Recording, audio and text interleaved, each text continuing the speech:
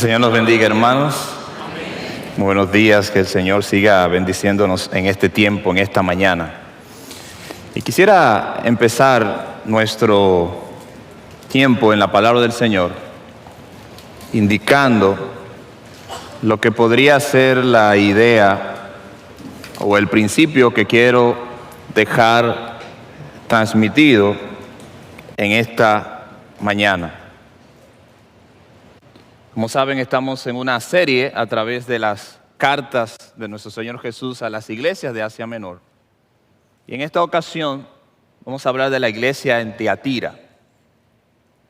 Y el mensaje del Señor a la iglesia de Tiatira es muy sencillo, pero claro.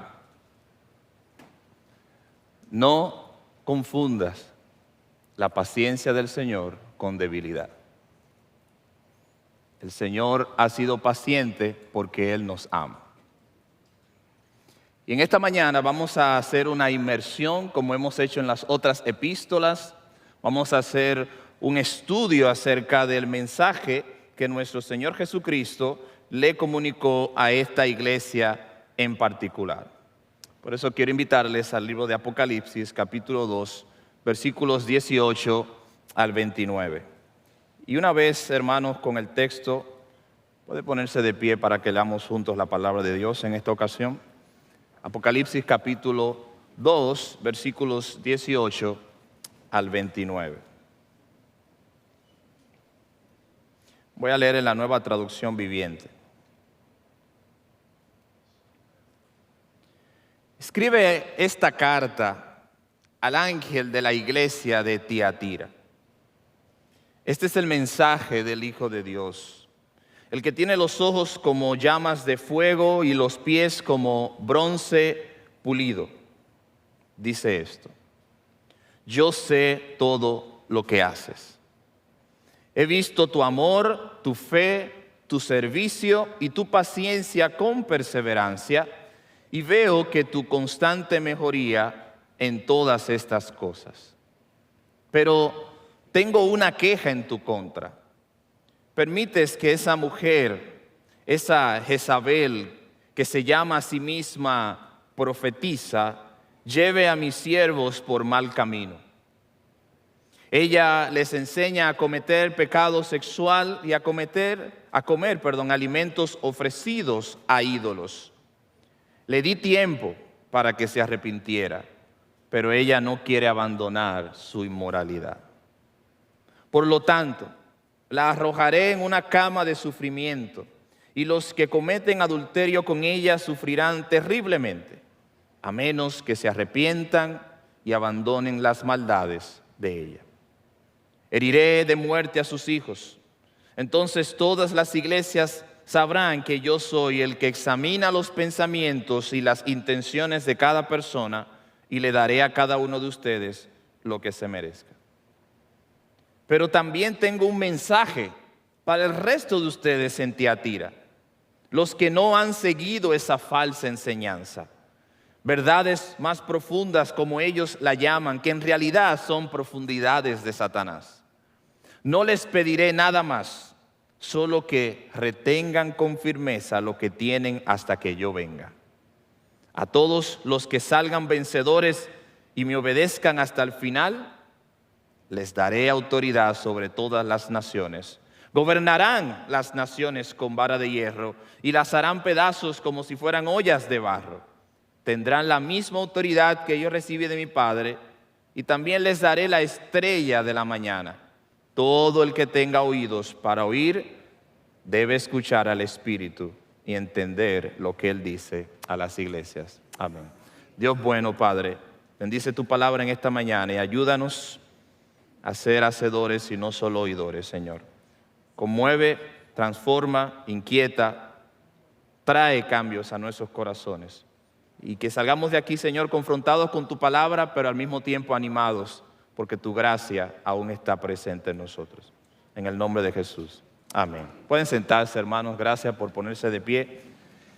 Y estamos en esta serie acerca de las iglesias del Señor Jesucristo, a las iglesias que estaban en Asia Menor, y yo creo que es correcto por el tiempo que ha pasado, transcurrido entre una y otra, que hagamos una especie de resumen muy breve de lo que hemos visto hasta ahora. Si usted va conmigo al capítulo 2, que es donde inicia el mensaje del Señor a las iglesias, hemos transitado por la iglesia de Éfeso, por la iglesia de Esmirna y por la iglesia de Pérgamo. En el día de hoy vamos a hablar de la iglesia de Tiatira.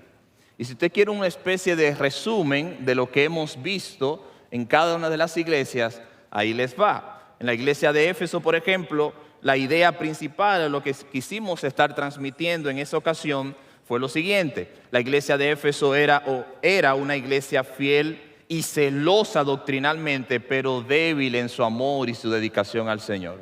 En pocas palabras, fue una iglesia que empezó bien, que tuvo un buen inicio, buen ánimo, mucho fervor, pero sus últimas obras entonces ya no eran concurrentes a lo que ellos habían iniciado. Era una iglesia con mucha fidelidad doctrinal, era una iglesia defensora de la palabra de Dios, pero interiormente era una iglesia débil. Nos fuimos luego a la iglesia de Esmirna, una iglesia que el mismo Señor describe como una iglesia pobre exteriormente, pero interiormente rica. Una iglesia en un lugar difícil, con una situación y una economía que presionaba a la iglesia a la adoración y a la idolatría de aquellos ídolos de la época. Era una iglesia que, aunque había aparentemente estado en condiciones de pobreza, realmente de forma espiritual era una iglesia a la cual Dios alababa. De tal manera que el sufrimiento que ellos estaban atravesando no era realmente todo lo que el Señor quería para esa iglesia. Y por último, la última entrega, vimos la iglesia de Pérgamo, una iglesia fiel pero permisiva, que permitía que los falsos maestros enseñaran en la iglesia y desviaran del camino a muchos hermanos de la fe. Como recuerden, era una iglesia que estaba ubicada en un lugar estratégico, era una especie de peña alta donde el acceso a la ciudad era muy difícil para que otros pueblos pudieran llegar allí. Y allí esa iglesia germinó, pero igual que la iglesia de Tiatira tuvo que enfrentar situaciones que vamos a estar describiendo en esta mañana. Y eso hemos visto hasta el día de hoy. Y como hemos apuntado en otros momentos, el principio aquí es entender que ninguna de estas iglesias, de una forma u otra, es igual a cualquier iglesia en esta generación, sino más bien que los principios que el Señor les comunica a ellos, las advertencias o las alabanzas, pueden ser replicadas, imitadas o rechazadas para nosotros en el día de hoy. De tal manera que nosotros podríamos tomar de este amplio menú de exigencias y de reconocimientos y tomar lo que nos corresponde a cada uno de nosotros. Y llegamos a la iglesia de Tiatira, que si usted va conmigo al capítulo 2, de manera inicial hay un contraste marcado con la iglesia de Éfeso, que fue la primera iglesia que vimos. ¿Cuál es el contraste? Que la iglesia de Éfeso empezó bien. Era el primer amor, Dios era el primer amor, Cristo era su primer amor. Y como se espera en la vida cristiana, a medida que avanzamos, a medida que el tiempo pasa, se espera que un verdadero creyente madure y crezca. Pero en la iglesia de Éfeso había ocurrido todo lo contrario. Empezaron bien, era una iglesia con un buen inicio, pero en el momento en el que Cristo le escribe, era una iglesia que estaba espiritualmente débil, permitiendo falsas enseñanzas, permitiendo que toda esa ola de doctrina equivocada entrara a la iglesia. Y Cristo lo señala. Pero en el caso de la iglesia de Tiatira es hermoso el señalamiento de Cristo. Él le dice que ahora Él reconoce su fe, su paciencia, su amor, su trabajo, etc. En pocas palabras, fue una iglesia que a medida que pasó el tiempo, creció y maduró, como todos nosotros debemos hacer en el Señor. Vamos a ver la iglesia de Tiatira. Vamos a hacer un estudio más cercano a ella. La iglesia se encontraba en una ciudad cuyo nombre es Tiatira. Y esta ciudad se encuentra entre Pérgamos y Sardis. Sardis es la próxima iglesia que veremos en la próxima oportunidad. Y allí se encontraba Tiatira. Es una ciudad pequeña, 64 kilómetros en toda su extensión. Lo cual nos dice que la iglesia tampoco era una iglesia muy grande. Sin embargo, de manera irónica, la carta más extensa de las 7 es la carta a la iglesia de Tiatira. ¿Qué nos dice eso a nosotros? Eso nos dice muchas cosas. Nos dice primero que independientemente del tamaño de la iglesia o independientemente del tamaño de la congregación, hay algo que Cristo tiene que decirle a cada iglesia. A veces nuestra valoración de las congregaciones o de los hermanos es dependiendo del tamaño de la congregación que pertenezca o del tamaño de su influencia. Pero estos mensajes del Señor Jesucristo a cada una de estas iglesias nos dice y nos enseña a nosotros que no importa el tamaño, no importa la influencia, no importa el lugar donde se encuentra la iglesia, Cristo siempre tiene algo que decir a la iglesia. No importa la condición. Podríamos pensar que iglesias en condiciones geográficas más ventajosas que otras, Cristo tiene más cosas que alabarle a ellas y otras que alabarle a otras personas, pero no es así. No importa el tamaño o la condición geográfica, todas las iglesias que viven fielmente al Señor tienen algo que hacer y tienen algo que aportar al reino de Cristo. Muchas veces pensamos que mientras más grande es la iglesia, es una iglesia más saludable, o que su influencia es determinante para saber cuán buena es esa iglesia.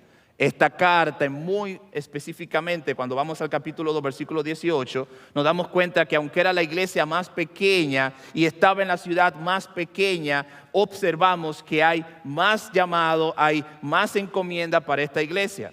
Para Dios no existe esta diferenciación que nosotros tenemos. Cada iglesia, no importa su tamaño, no importa su influencia, no importa el lugar geográfico donde se encuentre, es una iglesia que puede ser fiel al Señor como cualquier otra. Y la iglesia de Tiatira no contaba con todas las bendiciones o todos los adelantos o todas las oportunidades que tenían las iglesias que ya hemos visto. La iglesia de Éfeso es reconocida como una iglesia que generaba líderes. Cuando vamos a la carta del apóstol Pablo a los Efesios, era una iglesia que Pablo admiraba, era una iglesia que tenía líderes de la talla de Timoteo, era una iglesia de gran influencia, pero aún así era una iglesia que necesitaba algún tipo de señalamiento de Cristo. Pero la iglesia de Tiatira no se menciona. Si usted va al capítulo 16 del libro de los Hechos, en el versículo 14, es la única vez que se menciona, porque de allí es Lidia, la señora que vendía púrpura y que probablemente fue el inicio y la oportunidad por la cual se fundó esta iglesia. Pero la iglesia de Tiatira, aún en medio de su tamaño, era una iglesia que también necesitaba algún tipo de mensaje del Señor. Entonces, cuando vamos al libro de Apocalipsis, capítulo 2, versículo 18, ¿qué observamos? ¿Cuáles eran las bendiciones de esta iglesia? Versículo 18 dice: este es el mensaje del Hijo de Dios el que tiene oídos, ojos como llamas de fuego y los pies como bronce pulido. Cada característica que hace el mensajero a la carta está relacionado con la carta. El Señor Jesucristo, cada vez que dice algún señalamiento de Él en la carta, está señalando algo que Él va a pronunciar más adelante. ¿Qué significa que Él tiene los ojos como llamas de fuego y los pies como bronce pulido? Lo primero significa que Él ve todas las cosas. Él está diciendo a la iglesia: yo veo todo, absolutamente todo. No hay nada en este mundo que escape a la realidad de lo que yo puedo ver. Yo veo todo absolutamente. No importa el lugar, no importa la circunstancia, no importa cuán antiguo sea el hecho o el evento, yo lo sé, lo he visto y lo veré. Y Él está diciendo a la iglesia de manera introductoria: lo que yo le voy a decir, yo lo he visto. Y lo he visto y lo he palpado, y mis ojos han sido testigos diariamente de este hecho que yo le voy a describir. Y esto es bueno para el que hace lo bueno. Pero esto es terrible para el que hace lo malo. Porque si Cristo ve todo al que hace lo bueno, tendrá, como dice el versículo 19, un reconocimiento. Versículo 19 dice: yo sé todo lo que haces, he visto tu amor, tu fe, tu servicio y tu paciencia. Si a quién no le gusta el reconocimiento de las cosas buenas que hace. Cristo los reconoce y dice: yo lo he visto todo, yo he estado presente allí. Mis ojos están viendo todo. Como leíamos en el Salmo 24, de Jehová es la tierra y su plenitud del mundo y los que en él habitan. En pocas palabras, Él está pendiente diariamente de todo lo que ocurre en su creación. A diferencia de lo que muchas personas piensan, que Dios ha dejado el mundo a su suerte, Dios tiene el control de todo lo que está ocurriendo. Pero dice el versículo 18 también, no solamente Él tiene ojos, sino que esos ojos tienen una característica. Dice que son ojos como llama de fuego. ¿Qué significa? Bueno, significa que no hay ningún espacio material en el cual su vista esté limitada. Él lo ve todo, pero ¿hasta dónde Él lo ve? Bueno, la característica del versículo 18 lo dice, sus ojos son como llamas de fuego. Es decir, no hay ningún tipo de restricción a la vista de Dios. Él ve todo, en cualquier lugar, en el que te escondas o nos escondamos, Él ve todo, dice el versículo 18. Por eso sus ojos tienen esa capacidad. Por eso nosotros debemos valorar esto de tal manera que entendamos que cuando Él dice que Él lo ve todo, es porque Él lo ve todo.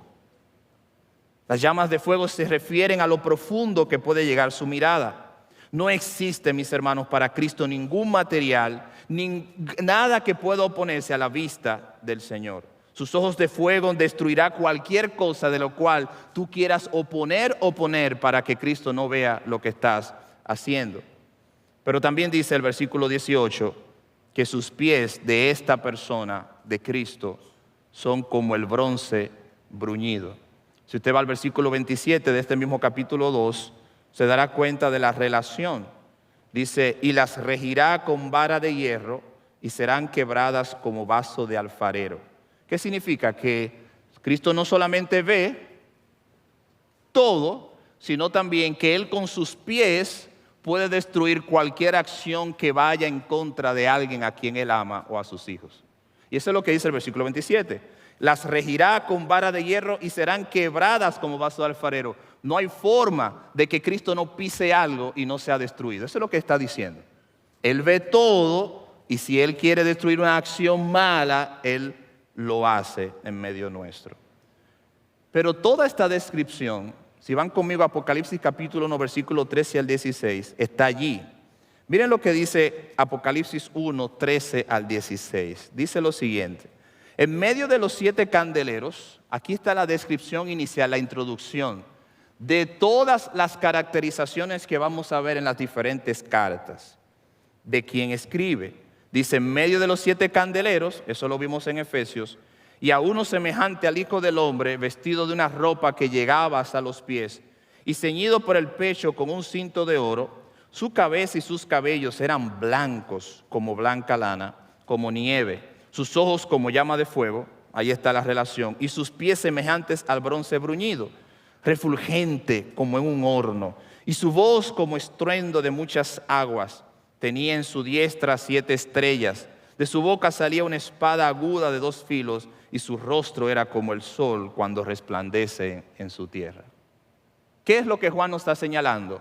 La caracterización de todo lo que Cristo va a decir de manera separada a cada una de las iglesias. Eso fue la introducción que hicimos hace algunas semanas. Es decir, Cristo está diciendo, quien escribe no es Juan, quien escribe soy yo, que tengo estas características que solamente pueden ser aplicables a mí.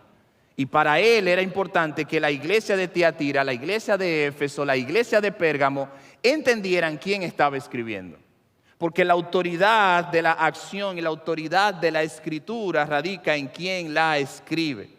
En este caso, Cristo mismo es el autor de ella. Entonces la iglesia es reconocida, número 1, por sus obras, versículo 18 y versículo 19. Número 2, por su amor. Número 3, por su fe. Número 4, por su servicio. Número 5, por su paciencia. Y número 6, por su progreso o crecimiento espiritual. Cuando Cristo hace este señalamiento, Él está diciendo cosas que la iglesia sabía. Yo reconozco que eres fuerte, que has madurado, que te has empeñado en crecer, que de verdad hay cosas que estaban en tu vida, pero he visto tu esfuerzo y tu dedicación. He visto como en los otros patrones de las otras iglesias, he visto cómo es esta parte positiva en ti. Y mientras estudiaba esto, me preguntaba, si están todos estos elogios, ¿qué pudiera haber de malo en esta iglesia? Si usted vuelve conmigo al versículo 18 y 19. Miren los reconocimientos del Señor. Sus obras, ustedes están obrando bien, están trabajando, se esfuerzan. Son hermanos y hermanas que están dedicados en la obra de Dios. ¿Quién no quisiera escuchar eso? Número 2, su amor. ¿Cuál es uno de los mandatos, cuál es uno de los señalamientos que Cristo constantemente hace de los hermanos en la fe y que Él nos demanda a nosotros? Que nos amemos unos a otros. Pues esta iglesia se amaba.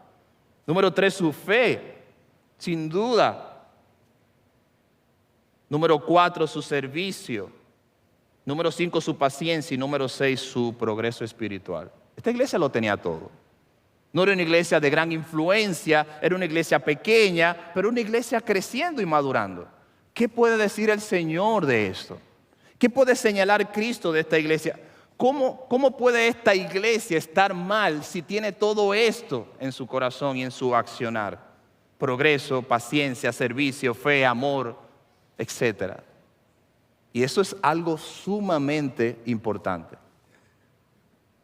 Porque alguien que tenga todo esto dirá, no me falta nada más. Alguien que tenga todas estas características podría pensar en su mente, ¿qué habrá de señalarme el Señor a mí? Soy una persona de fe, una persona de amor, una persona de servicio, una persona de paciencia, una persona que estoy creciendo en el Señor. ¿Qué me falta? Pero aunque no tenemos recursos, ese qué me falta es la misma idea que tenía el joven rico. Porque no importa cuán completo nosotros entendamos que estamos, siempre necesitamos del Señor. No importa en el mejor lugar o momento de tu existencia cristiana, siempre hay algo que el Señor puede señalar de nosotros porque Él nos conoce con ojos de fuego. Alguien podría ver tu fe y decir, ese hermano es una persona de fe. Alguien podría ver tu amor, alguien podría ver tu paciencia. Podemos ver tu crecimiento espiritual, pero eso es lo que nosotros vemos. Cristo señala lo que nosotros no podemos ver. Para muchas personas esto podría ser hasta injusto. Pero ¿y cuándo? ¿Cuándo será necesario? ¿Cuándo será justo? ¿Cuándo estaré completo? ¿Cuándo es que no recibiré algún tipo de reprensión? Cuando el Señor regrese. Porque hasta que el Señor regrese todos necesitamos que alguien nos diga algo para seguir creciendo. Eso fue lo que le pasó a la iglesia de Éfeso. Ellos tenían todas estas cosas, vivían en estas cosas, pero las descuidaron porque pensaron que estaban bien. Y es lo que el Señor Jesucristo les llama a esta iglesia. Ustedes empezaron mal, pero están bien. No se descuiden para que no lleguen a ser como los de Éfeso. No es injusto cuando el Hijo de Dios nos dice que debemos solucionar algo. No es injusto cuando Cristo mismo nos dice, arregla esto. No es injusto cuando el Señor nos dice, arrepiéntete de esto, porque Él nos conoce profundamente. No es injusto. Entonces, ¿qué es lo que el Señor demandó? Este es el mismo patrón en todas las cartas. Vamos ahora, hermanos, a ver a esta persona. Y yo quiero que nos detengamos un poco porque este es el señalamiento negativo que hace el Señor a esta iglesia. Y yo quisiera que avancemos y leamos lo que el Señor tiene en su contra. Dice la palabra de Dios, pero tengo una queja en tu contra. Permites que esa mujer, esa Jezabel, que se llama a sí mismo profetisa, lleve a mis siervos por mal camino. Ella les enseña a cometer pecado sexual y a comer alimentos ofrecidos a ídolos. Le di tiempo para que se arrepienta, pero ella no quiere abandonar su inmoralidad. Vamos a explicar brevemente. Ustedes recuerdan que en la iglesia de Pérgamo decíamos que habían gremios empresariales de los cuales probablemente pertenecía Lidia, que era una vendedora de púrpura, que estos gremios no estaban separados de la vida religiosa de esa comunidad. Y les voy a explicar. La existencia de esos gremios estaba unida a la adoración de algún dios que representaba a ese gremio. Por ejemplo, Si había un gremio que eran los hacedores de zapatos, bueno, ese gremio tenía una deidad a la cual le rendía culto, y si tú querías pertenecer a ese gremio, tenías que rendirle culto a esa deidad. Si tu trabajo era vender pieles, como hacía Lidia, bueno, a esa asociación de vendedores de pieles había una deidad a la cual había que adorar, y si tú no la adorabas, entonces no podías vender pieles. Entonces, toda la vida empresarial estaba secuestrada por la religiosidad, no por la vida cristiana. Entonces, cuando vamos aquí, dice el Señor a la iglesia que lo que tiene contra ellos es que había una señora, probablemente, llamada Jezabel, que se hacía llamar a ella misma profetisa. Yo no sé si a usted le pasa, pero al leer esto es como trasladarnos al año 2024. No por lo de Jezabel, sino por lo de profetisa o profeta. Y si usted tiene una hija o en camino, no le ponga ese nombre. No hay forma de que ese nombre pegue en ninguna parte de la Biblia. Dice, se llamaba Jezabel. Y dice, se llamaba a sí mismo profetisa. Y dice, mira lo que dice, lleva a mis siervos por mal camino. Ella les enseña a cometer todo acto de inmoralidad. Y no solamente eso, sino que los invita, los seduce para que también coman alimentos ofrecidos a los ídolos. Probablemente esta Jezabel era una líder importante de alguno de estos gremios y estaba entonces invitando a los hermanos de la iglesia de Tiatira a decir, si ustedes quieren trabajar, tienen que hacer esto. Tienen que moralmente ser inmorales sexualmente, tienen que, cada vez que hagamos las fiestas que ofrecemos a estos ídolos, tienen que ir y participar. Y probablemente muchos hermanos, viéndose acorralados, accedían a esto. Porque como vamos a ver más adelante, no todos accedían a esta petición.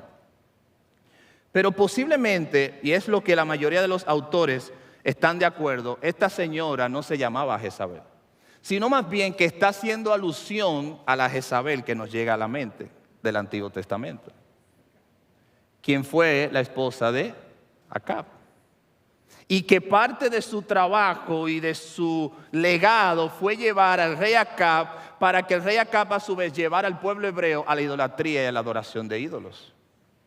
Si usted va conmigo a 1 Reyes capítulo 14 versículo 31, escuche el currículum de esta señora. Primero, era esposa del rey Acab, de lo mejor que tenía.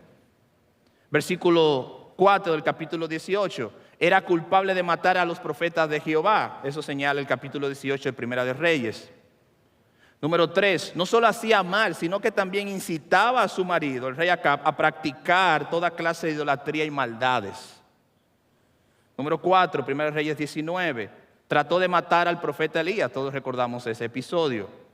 Número 5, ella fue destinada a un fin vergonzoso debido a su terrible maldad, 2 Reyes capítulo 9, versículo 30. También la mujer llamada Jezabel en Tiatira, la que estamos viendo, hacía lo mismo que a Jezabel del Antiguo Testamento practicaba. Entonces, tenemos esta iglesia que tenía todas estas bondades, pero tenía este problema. Y uno dirá, ¿y cómo entonces podemos aplicar eso a nosotros?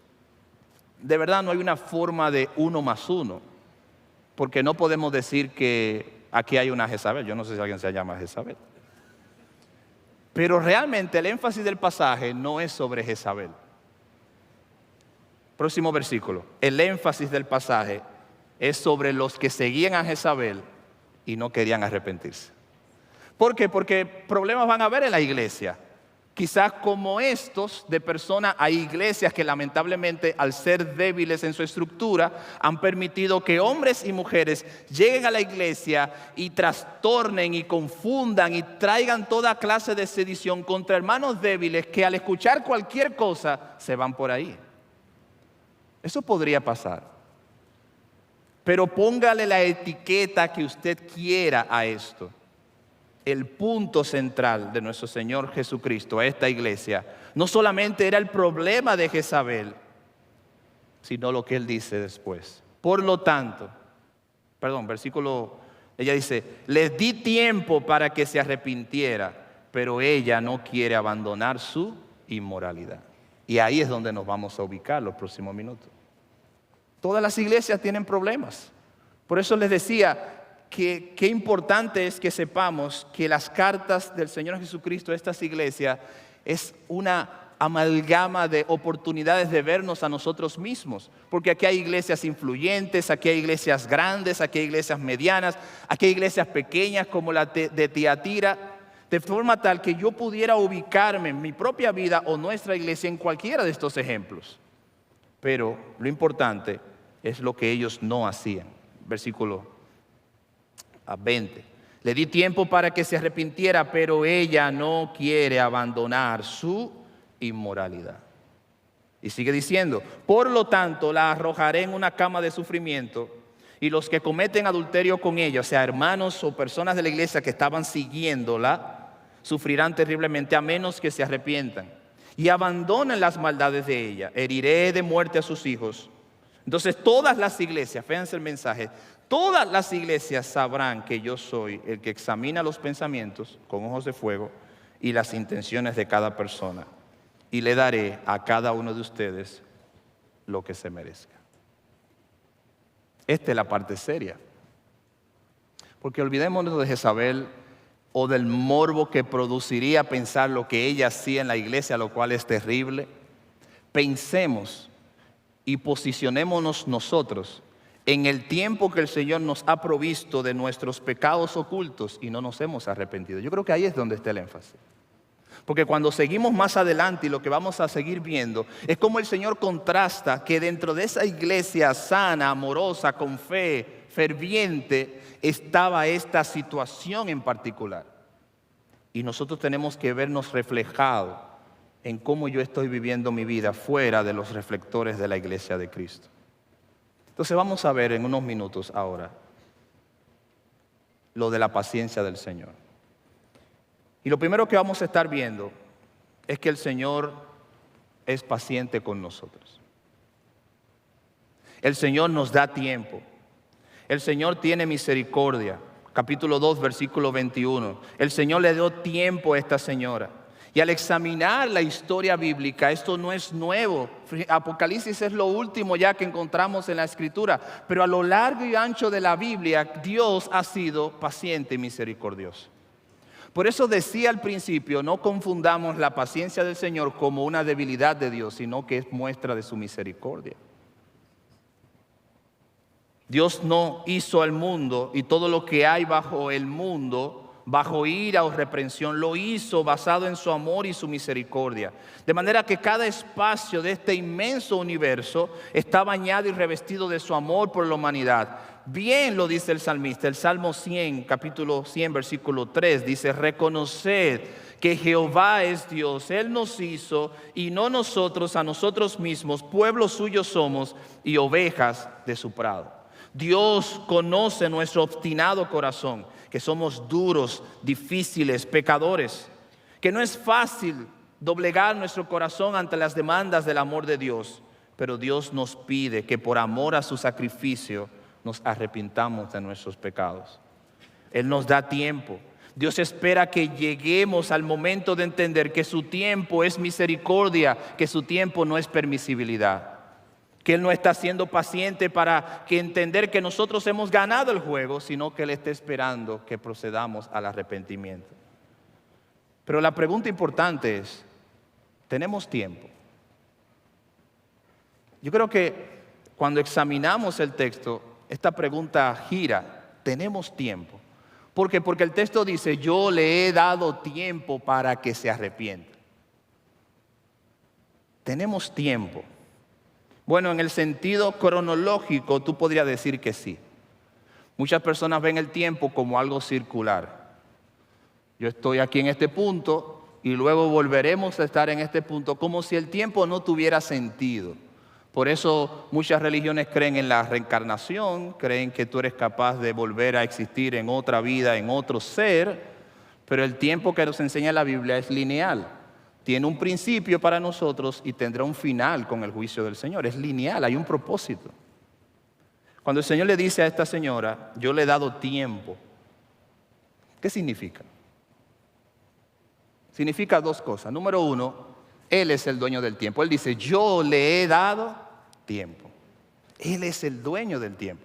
De manera tal que si estamos con vida y aún sabemos que estamos haciendo lo malo, no te estás burlando de Dios porque Dios gobierna el tiempo. Él te está dando tiempo. No es que Dios se ha olvidado de nosotros y de lo que estamos haciendo, sino que Él nos está dando tiempo.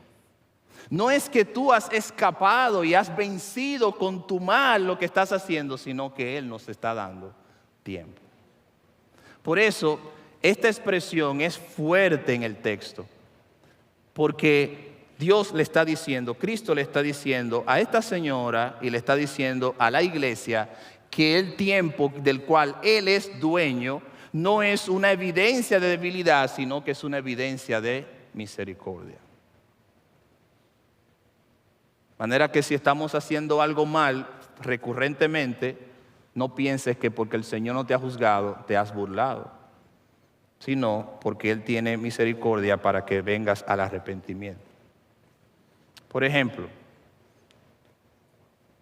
cuando nosotros vemos las Escrituras, nosotros vemos todo el camino de la salvación, que empezó desde Génesis 3:15, cuando el Señor prometió que de la mujer vendría uno que vencería, heriría a la serpiente y la obra que Él hizo en Génesis. Pero nosotros hoy estamos ubicados en un espacio de tiempo en el que tenemos la oportunidad de ver toda la historia bíblica, saber su inicio, su proceso y su final, y aún así nosotros entendemos que tenemos tiempo. Eso no lo tenían otras personas. Hay personas que piensan, a mí me hubiera gustado vivir en los tiempos de Cristo. Esto hubiera sido algo genial. ¿Tú te imaginas caminar con el Señor y estar con el Señor y ver al Señor y hablar con Él y predicar junto a Él? Eso no es garantía de nada. Porque muchos lo vieron y ni lo conocieron. La garantía es conocerlo, aún con Él físicamente o no físicamente como lo hemos conocido nosotros. Pero la pregunta vuelve a ser la siguiente. ¿Tienes tiempo? ¿Crees que lo malo que estás haciendo todavía no será descubierto porque tienes el tiempo en tus manos? ¿Que sabrás cómo manejar el tiempo porque en el momento dado sabrás cómo arrepentirte para entonces estar bien con el Señor? Eso no funciona así. Un corazón contrito, humillado, no manipula el tiempo con el Señor. ¿Tienes tiempo? Mira lo que el Señor le dice. Yo le di tiempo a esa Jezabel. Yo le di tiempo para que se arrepintiera, pero ella no se arrepintió. Porque eso es un juego peligroso. Eso es como una ruleta rusa. Es un juego sumamente peligroso. Primero porque el Señor es el dueño del tiempo. Y lo segundo que enseña, es que el tiempo no está bajo nuestro control. ¿Qué nos dice el Señor de su venida? El Señor nos dice, yo vendré en el momento en el que nadie me esté esperando. Y hay personas tan creativas que han formulado todo un calendario de cuándo el Señor va a venir. Cuando claramente el Señor dice, yo vendré de sorpresa. Pero aún más cuando el mismo Señor Jesucristo dice, eso está escondido para el Padre. Oiga, el Señor Jesucristo. ¿Qué nos quiere decir eso? Que el tiempo no es algo que yo puedo manejar de manera tal que yo debo acceder a la gracia y a la misericordia de Dios para poder tener paz en mi alma y en mi corazón. Vamos al libro de Romanos. Yo quiero que vayamos a Romanos, capítulo 2, versículo 4. Dice el apóstol Pablo, hablando de esto, lo siguiente. ¿O menosprecias las riquezas de su benignidad, de su paciencia y de su longanimidad, ignorando que su benignidad te guía al arrepentimiento? Y lo tengo que leer otra vez. Dice el apóstol Pablo, ¿menosprecias las riquezas de su benignidad? ¿Menosprecias su paciencia? ¿Menosprecias la longanimidad, o sea, lo extenso de este tiempo? ¿Sigues ignorando que su benignidad es para llevarte al arrepentimiento? Wow. Es decir, ¿cómo menospreciar que Dios es paciente? ¿Cómo menospreciar que Dios tiene paciencia porque Él nos ama y es benigno y no porque nosotros hemos vencido la justicia de Dios? Lo que pasa es que muchas veces tenemos esta cosmovisión de que la justicia de Dios se maneja como la justicia humana. Que tú tienes un caso y quizás en algún momento de tu vida esos papeles se traspapelaron y ya nadie sabe de lo que tú hiciste ni de lo que tú has hecho. Eso no se maneja así en Dios. Pablo dice, no menosprecies, lo vamos a hacer en forma afirmativa, no menosprecies, mi hermano y mi hermana, la riqueza de la bondad del Señor. Mi hermana, no menosprecies, mi hermano, no menosprecies la paciencia de Dios. No ignores que su paciencia y su benignidad es para que vengas al arrepentimiento. No lo ignores, porque como a esta Jezabel, vendrá un momento en que el juicio de Dios vendrá sobre nosotros. Número 2, rapidito, versículo 22. No solamente Dios tiene tiempo, sino que el tiempo de Dios termina. Job capítulo 2, versículo 10 nos apoya esto. ¿Qué pues recibiremos de Dios el bien y el mal no lo recibiremos? En todo esto no pecó Job con sus labios. Esta semana escuché a un periodista muy reconocido que decía que él no cree que haya un infierno, que el infierno es una creación y una manipulación de la religión para que la gente venga a Dios. Esto se parece a doctrina de Jezabel. Es como que ellos están diciendo, bueno, la única razón por que las iglesias están llenas, lo cual no es una verdad, es porque la gente se siente asustada porque no quiere ir al infierno. Y yo me puse a pensar, bueno, si existe el infierno, lo cual es verdad, sí, tenemos que tener miedo. Pero aun si no existiera, tu salvación no es por tus obras, es por la gracia de Dios. Tú no eres cristiano porque tú tienes miedo al infierno, es que Dios te atrajo y te llamó y te salvó y te dio vida y te dijo, yo quiero que tú seas salvo y vivas para mí. No es por el infierno, es por el amor a Dios que somos cristianos, que somos salvos. Por eso esta señora habitaba y confundía a los hermanos de la iglesia porque le decía algo que ellos no entendían y los confundía.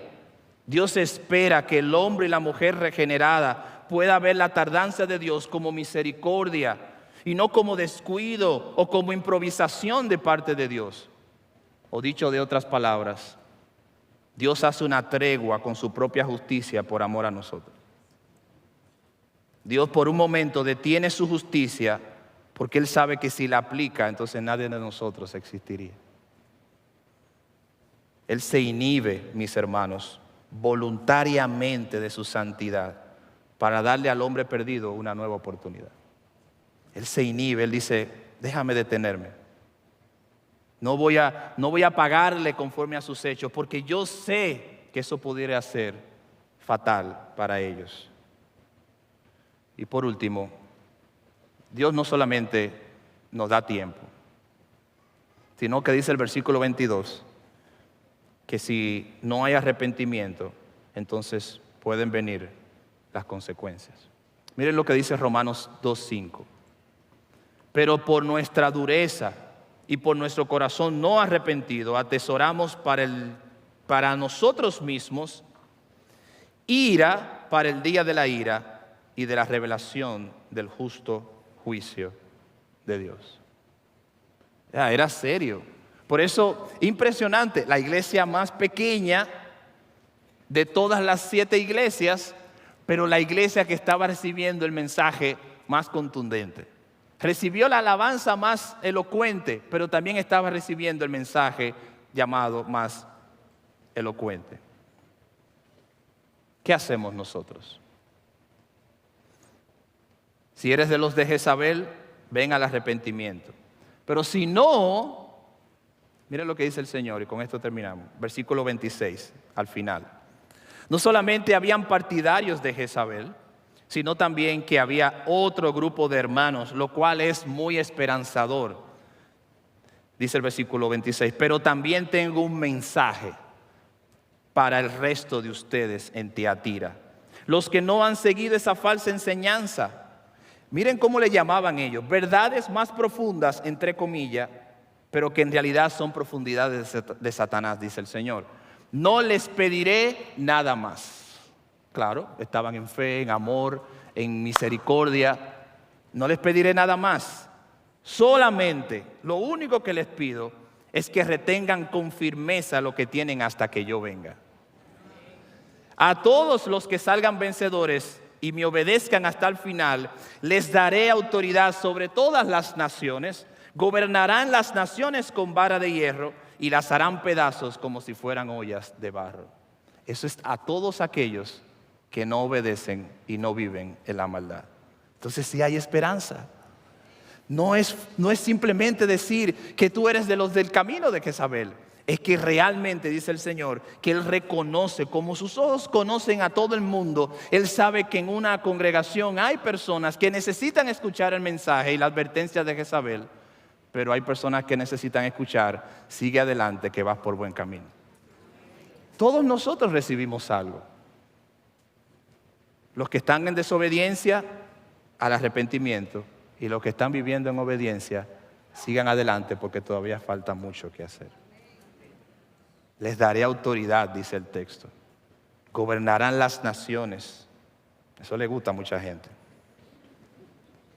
No tenemos tiempo para hablar de eso, pero no crea que le van a dar un país a usted ni nada de eso. Para que no se vayan confundidos. Tendrán la misma autoridad que yo recibí de mi Padre. Ahí le gusta decir amén, mucha gente. Y también les daré la estrella de la mañana. Todo el que tenga oídos para oír debe escuchar al Espíritu y entender lo que Él le dice a las iglesias. O sea, entienda, si usted está viviendo alejado del Señor, no crea que tiene tiempo, venga y arrepiéntase. Pero si usted está conscientemente apercibido de que usted está viviendo y peleando la buena batalla de la fe, no dude, no se doblegue, siga adelante, dice el Señor. Y terminamos con algunos consejos prácticos. Primero, hermano, hermana, tú tienes una promesa. Todo el que entienda que está engañando al Señor, a sí mismo se está engañando.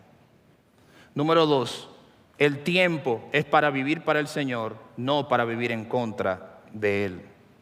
Número 3, Dios te promete que si lo estás haciendo bien, Él te bendecirá y te guardará para el día postrero. Que el Señor nos bendiga. Amén. Padre, Señor, en esta...